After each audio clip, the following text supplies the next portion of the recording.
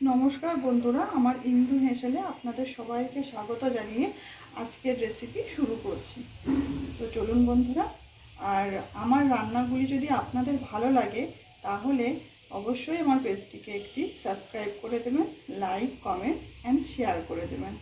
চলুন বন্ধুরা, আজকে রান্না শুরু করছি। তো আজকে আমি বানাবো আলুই পোস্ত, ঝিঙে আলুই পোস্ত। তো তার জন্য দেখুন, আমি বাটির মধ্যে পোস্ত, কাঁচা লঙ্কা, শুকনো লঙ্কা একসাথে আমি 10-15 মিনিটের মতো আমি হালকা গরম জলে ভিজিয়ে রেখেছিলাম। পোস্তটা যদি হালকা গরম জলে ভিজিয়ে রাখা হয় তাহলে কিন্তু পোস্তটা খুব তাড়াতাড়ি কিন্তু বেটে নেওয়া যায়। তো আমি এটা এখন বেটে নেব, শিলে বেটে নেব।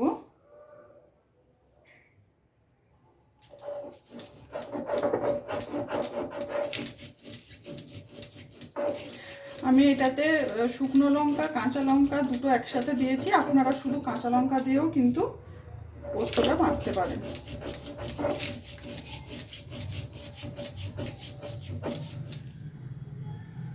দেখুন বন্ধুরা, পোস্তটা আমার বাটা হয়ে গেছে। এবার এটা একটা জায়গার মধ্যে আমি তুলে রাখবো।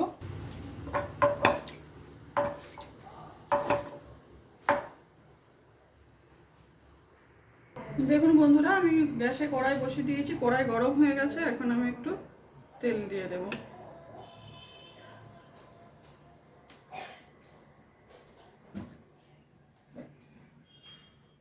দেখুন বন্ধুরা, তেলটা আমার গরম হয়ে গেছে। এখন আমি ঝিঙেগুলোকে ভালোভাবে ঝিরিঝিরি করে কুচিয়ে নিয়েছিলাম। প্রথমে ঝিঙেগুলো ধুয়ে নিয়েছিলাম, ধোয়ার পর আমি ঝিঙেগুলোকে কুচিয়ে নিয়েছি। এইবারে এই ঝিঙেগুলো আমি তেলের মধ্যে দিয়ে দেব। প্রথমে আমি ঝিঙেগুলোকে ভেজে নেব। এটা আপনারা সর্ষের তেলে করবেন।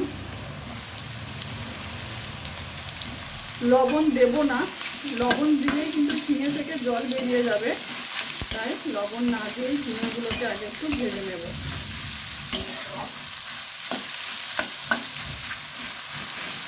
গ্যাসের ফ্লেম হাই করে ঝিঙেটাকে ভেজে নেব। দেখুন বন্ধুরা, ঝিঙেটা আমি ভেজে নিয়েছি। এখন আমি একটা জায়গার মধ্যে এটা তুলে নেব।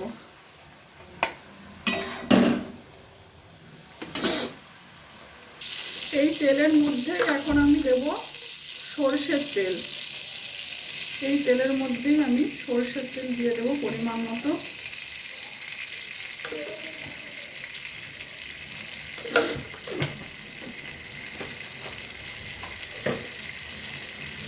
তেল গরম হয়ে গেছে, তেলটা আমার গরম হয়ে গেছে। এখন দেখুন বন্ধুরা, আমি আলু ছোট ছোট করে একদম আলুকে কুচিয়ে নিয়েছি। আর পেঁয়াজটা কিন্তু একটু মোটা মোটা করে কুচাতে হবে। তো এটা আমি পেঁয়াজ আর আলু একসাথে এখন তেলে দিয়ে দেব। আমি এটা পেঁয়াজ দিয়ে করছি, আপনারা কিন্তু পেঁয়াজ বিহীনও করতে পারেন, নিরামিষও করতে পারেন পেঁয়াজ ছাড়া। আলুই পোস্ত যেভাবেই পেঁয়াজ বিহীন বা পেঁয়াজ ছাড়া যেভাবেই হোক না কেন, আলুই পোস্ত কিন্তু খেতে ভীষণ টেস্টি হয়। আর এইভাবে পেঁয়াজ দিয়ে করলেও কিন্তু আলুই পোস্ত কিন্তু খেতে ভীষণ টেস্টি হয়। তো আমি পেঁয়াজ দিয়ে করছি বন্ধুরা, আপনারা নিরামিষও করতে পারেন, পেঁয়াজ ছাড়াও করতে পারেন। তো এখন আমি গ্যাসের ফ্লেমটা একদম কমিয়ে দেবো, ঢাকা দিয়ে দেবো। আর দিয়ে দেব পরিমাণ মতো লবণ দিয়ে দেব।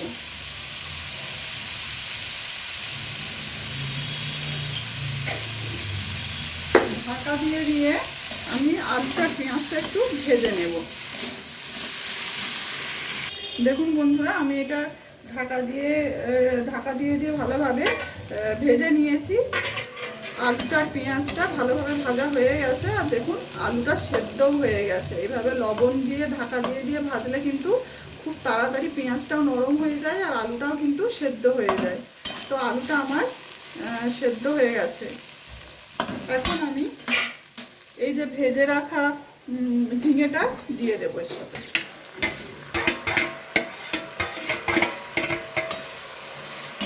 এবারে একসাথে আমি মিশিয়ে নিলাম। এটা আমি আরও 1-2 মিনিট ঢাকা দিয়ে রাখবো। আরও 1-2 মিনিট এটা আমি ঢাকা দিয়ে রাখবো।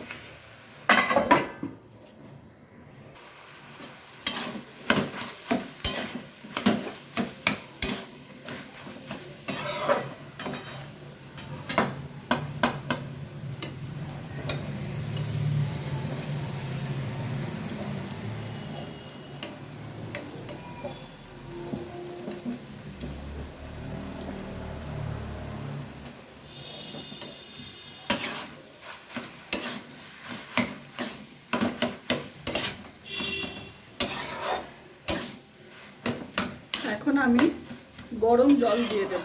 আলুগুলো আমার খুব সুন্দর সেদ্ধ হয়ে গেছে আর ঝিঙেও সেদ্ধ হয়ে গেছে। এখন আমি জল দিয়ে দেবো, গরম জল দেব।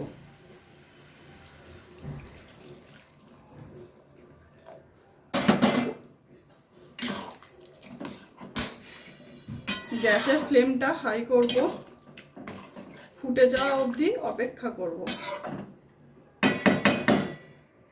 দেখুন বন্ধুরা, আমার ঝোলটা ফুটে গেছে। এবারে আমি কিছু আলু তুলে নেব। আলু পেঁয়াজ কিছু এইভাবে আমি তুলে নেব।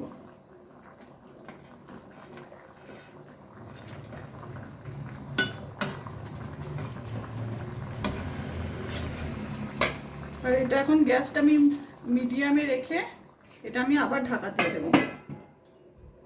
এবারে এই আলু পেঁয়াজ খুন্তির সাহায্যে এইভাবে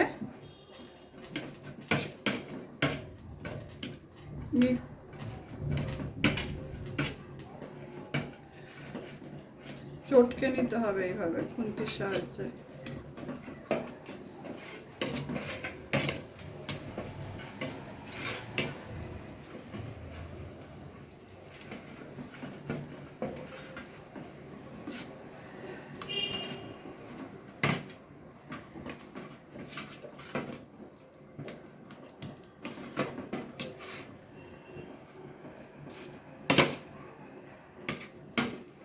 ব্যাস,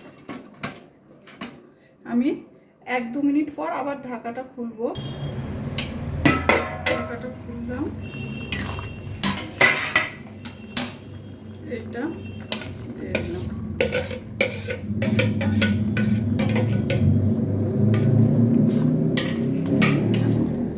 দেখুন বন্ধুরা, আমার কিন্তু পোস্ত প্রায় হয়ে এসছে, 80% মতো হয়ে গেছে। দেখুন বন্ধুরা, আমার আলু আর ঝিঙে একদম সেদ্ধ হয়ে গেছে। এবারে আমি পোস্তটা দিয়ে দেব। প্রথমে শিল ধোয়া জলটা দেব, তারপরে পোস্তর সাথে কাঁচা লঙ্কা শুকনো লঙ্কা আমি বেটে নিয়েছিলাম, আমি আর আলাদা করে ওই জন্য লঙ্কা দিলাম না।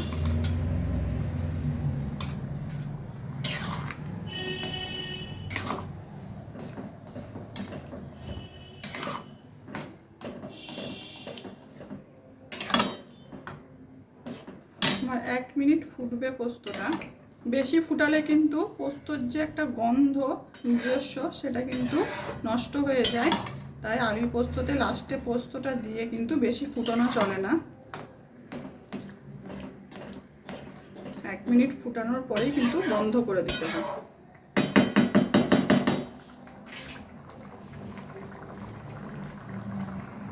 এবারে আমি ওপর থেকে একটু কাঁচা সরষের তেল একটু ওপর থেকে আমি ছড়িয়ে দিলাম। আমার পোস্তটা হয়ে গেছে, আমি গ্যাসের ফ্লেমটা এখন অফ করে দিলাম।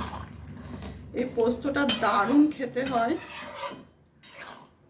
দুপুরে গরম গরম ভাতের সাথে এই পোস্ত থাকলে কিন্তু আর কিচ্ছু লাগে না। তো চলুন বন্ধুরা, আমার রান্না এই পর্যন্তই। দেখা হচ্ছে পরের কোনো একটা রেসিপিতে। সকলে সুস্থ থাকবেন, ভালো থাকবেন। নমস্কার।